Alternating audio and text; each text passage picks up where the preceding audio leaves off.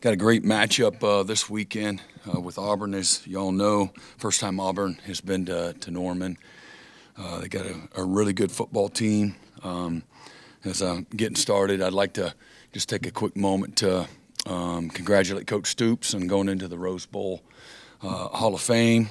Really cool honor for him, and that year going against Washington State.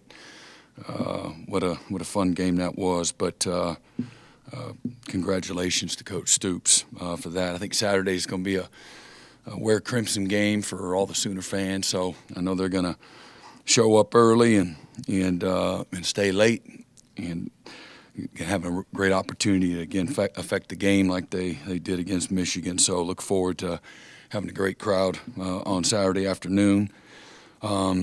Again, Auburn has had a lot of success in the lines of scrimmage here. I talked about that a little bit last night, and they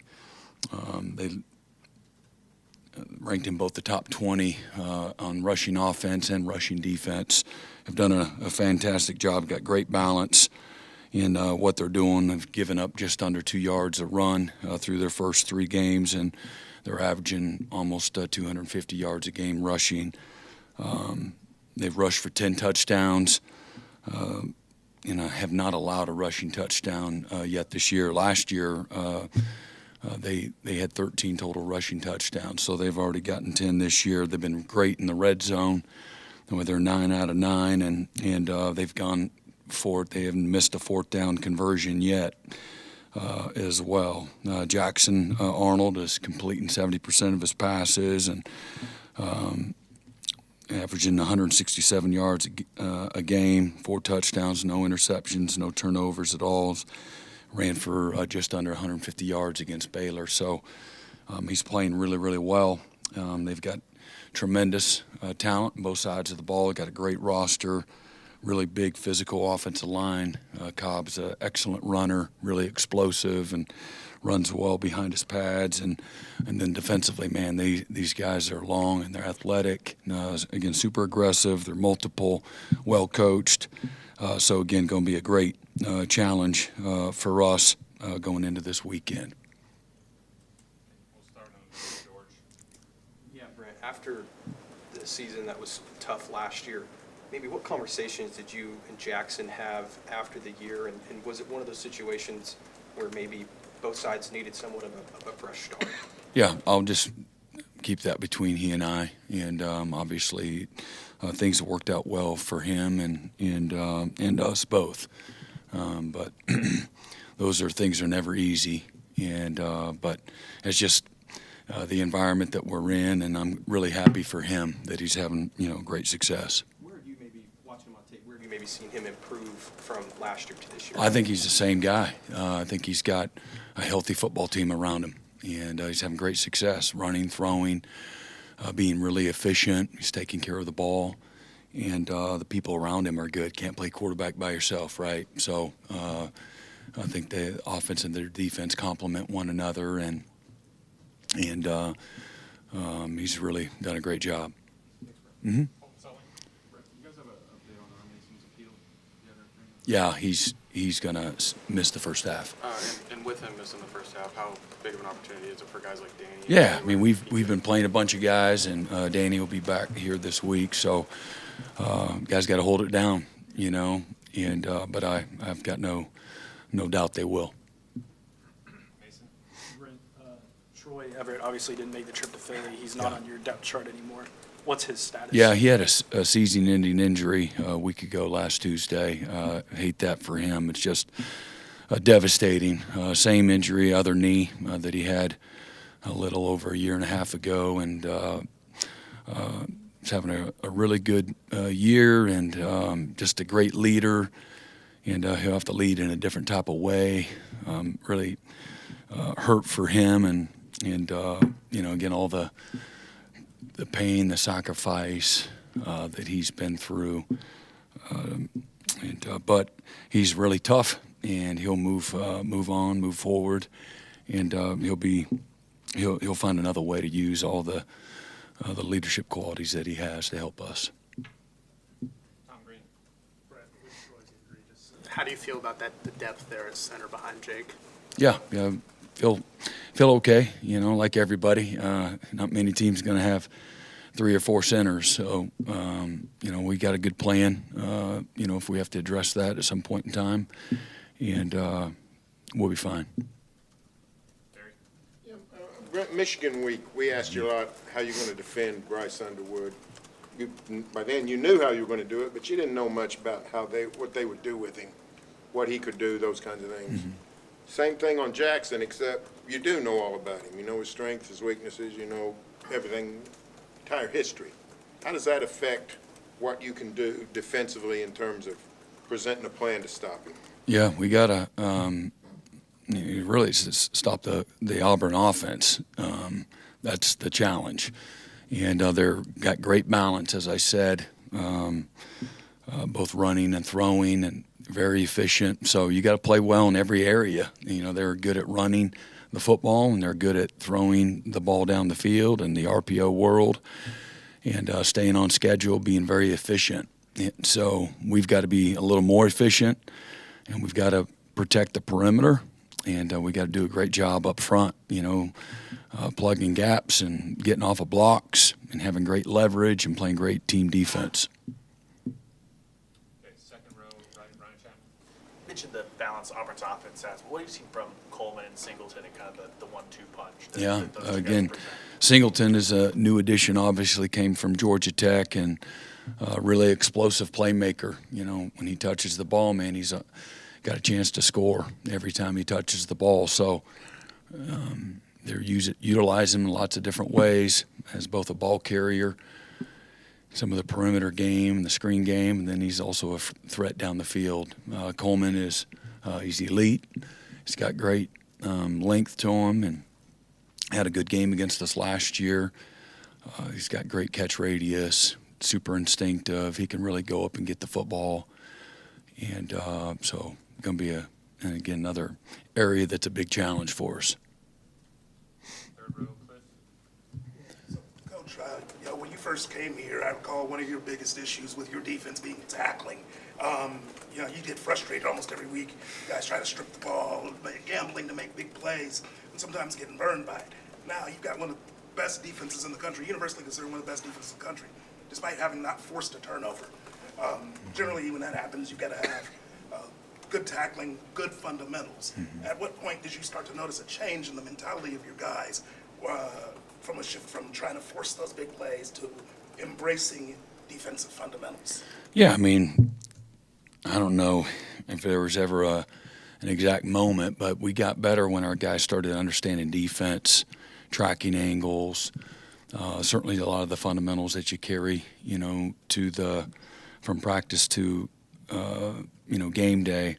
But I really feel like the understanding of you know, coverage, zone, man, where your help is, so you know how to close space. I think the hardest, most challenging part of tackling is closing space, and but the next thing that you say after that is just the tracking angles, and it's all based on where your help is. So the more intelligent we got, the more that we developed the fundamentals within, you know, the tackling techniques. I feel like we got a lot better, a lot more aggressive, a lot more confident.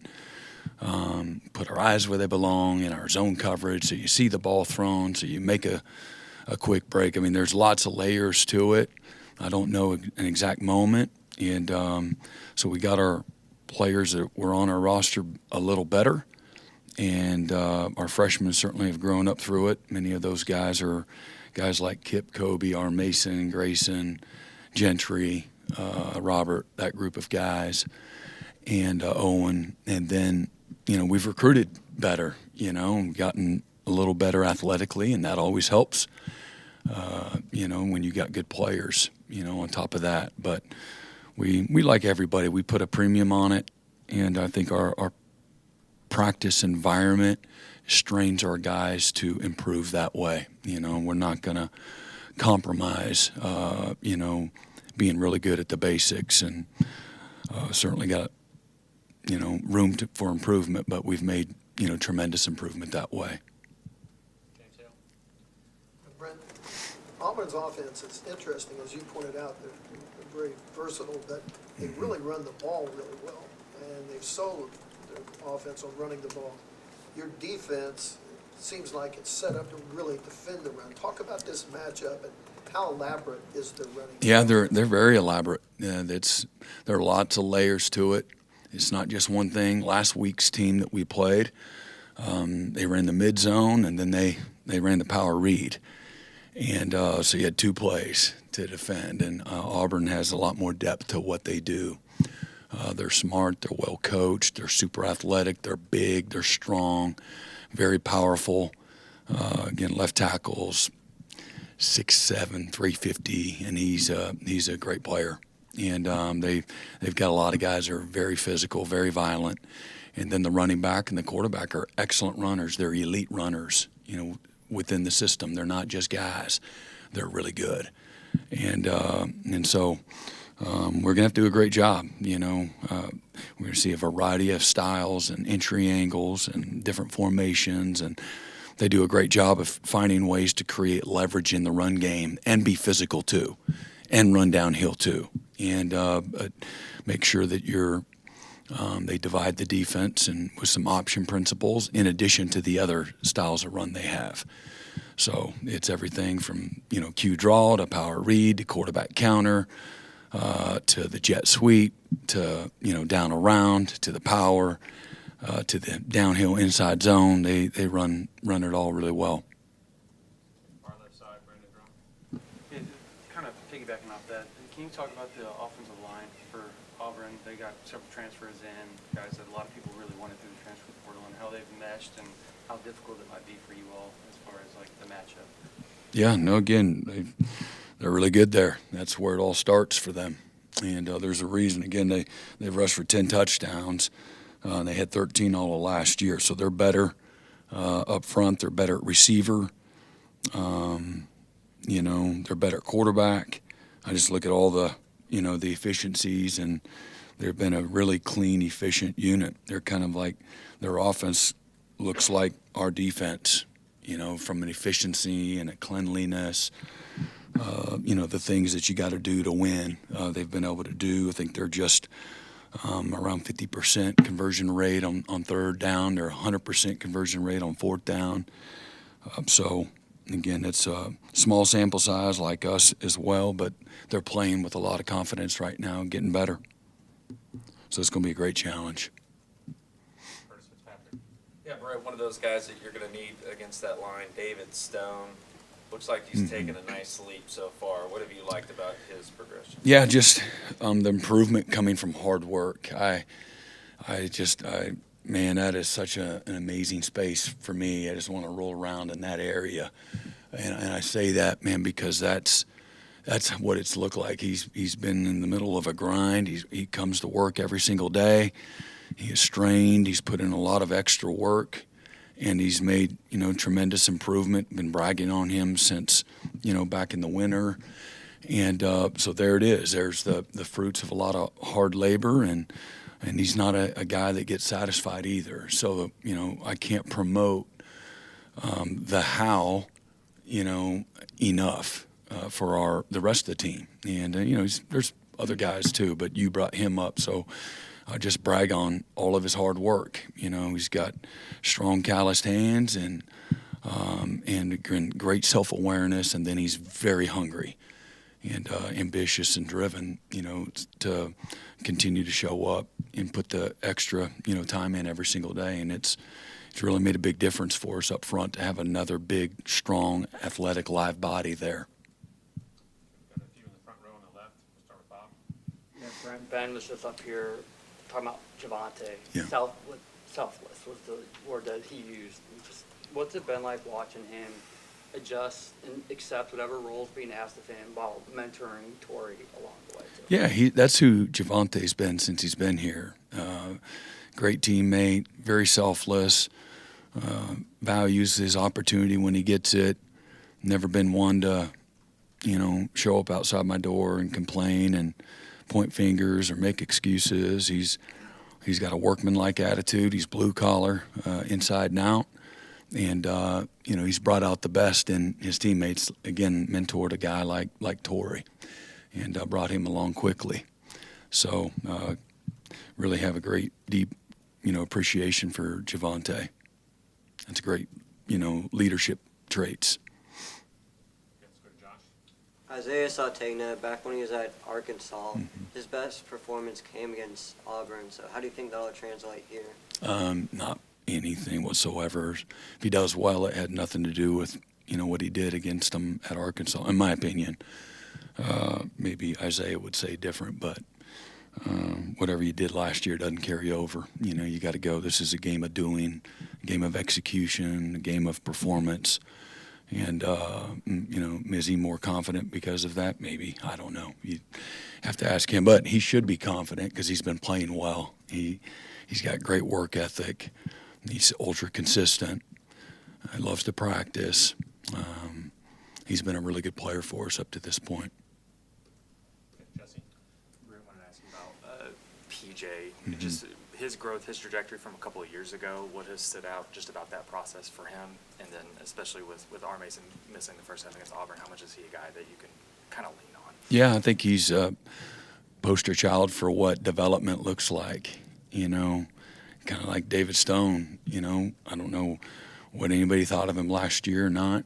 He's a much different player than he was a year ago, and PJ's a much different player than he was 2 years ago. He's battled, just some nagging different types of injuries. I know that's been well documented, but he's also developed a good, strong process that I think he's confident in, and he's got the discipline to get into that process a little more consistently, and his results are reflective of a better, more consistent process. Quit seeing too much, quit fidgeting, get your hand in the dirt, get your eyes where they belong, get your eyes, hands, and feet in the right places. Take all of the habits that you've created in practice and take them to game day. Not an easy thing to do, but he's doing it at a more consistent level, and now you're seeing him be trusted a little more by Coach Chavis, and then playing at a little more consistent level. And again, all of his best days are still in front of him, and we need him. We need a guy that's 6'5" and 270 pounds. It's got the kind of length that he does to be able to, be a disruptive, playmaker for us. And excited to see what is in front of him.